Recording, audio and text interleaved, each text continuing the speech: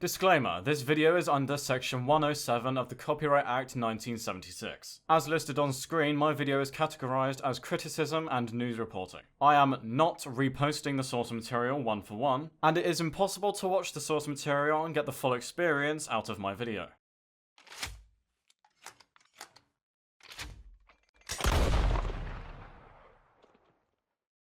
Hello everyone, today was the day that Amazon Prime Video premiered episodes 7 and 8 of Hazbin Hotel Season 2. After over a year and a half of waiting since the end of Season 1, we have finally gotten a conclusion to Season 2. Within this video, I'll give a brief summary of what happened in the episodes, and then talk about what I liked and disliked before giving my overall thoughts. And I will then talk about my overall thoughts of the season itself. So, let's get started.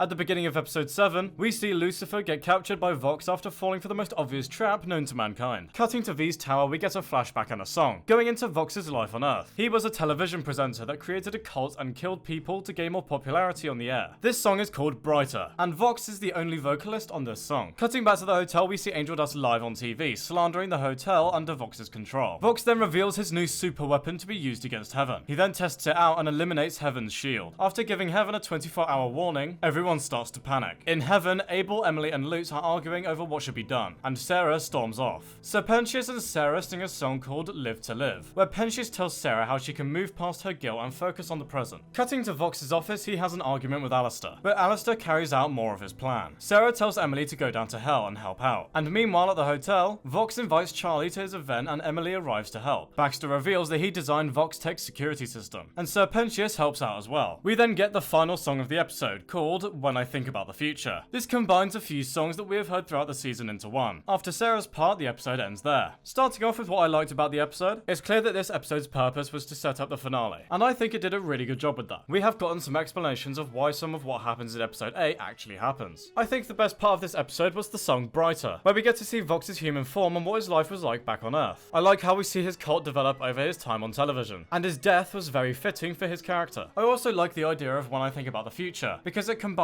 some of the more popular songs from the season into one. However, I do think Gravity was a bit worse with Abel instead of Adam. Moving on to my criticisms with the episode, I think Lucifer falling for the trap at the beginning was just a case of lazy writing, instead of just a joke. It's a scene I would expect to see in an old Looney Tunes episode, and I think they wrote this in because A, they didn't want to spend more money animating a more complex fight scene, and B, they wrote in already that Lucifer can't harm sinners like Vox, which I mentioned in my previous video was already a bit lazy to begin with. So because of this, they couldn't write a fight scene anyway. Other than that though, I don't have many criticisms, and I think most of them are, unfortunately, in episode 8. So let's move on to that episode.